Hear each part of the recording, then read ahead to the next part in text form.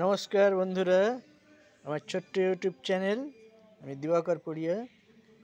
দেখুন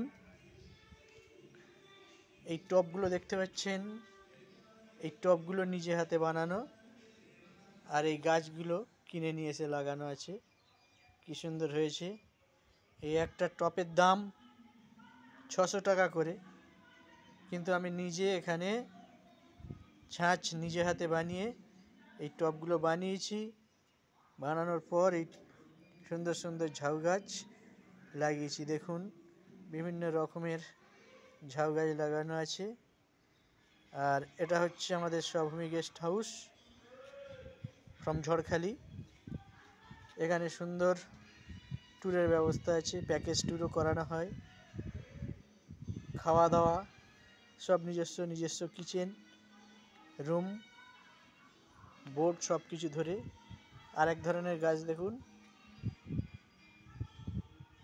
এটা জঙ্গলের কোনো গাছ নয়, কিন্তু এটা পাতাবাহার গাছ এক ধরনের, খুব সুন্দর হয় এই সময়।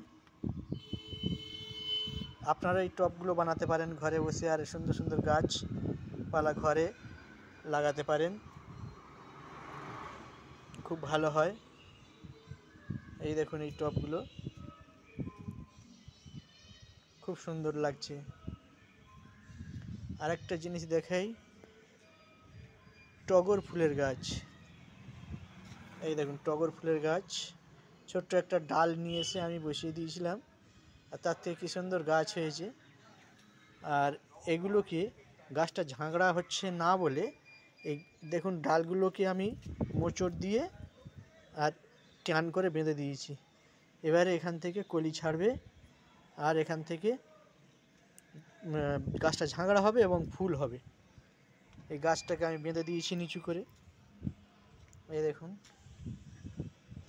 আর একটা জিনিস দেখাই, যেমন ওই পেয়ারা গাছ একটা আছে, যেটাকে আমি ওইভাবে সুন্দরভাবে টান করে বেঁধে দিয়েছিলাম, আর তার থেকে কী সুন্দর দেখুন টবেতে পেয়ারা গাছ, একটা টব আর এই গাছটা আছে পেয়ারা গাছ।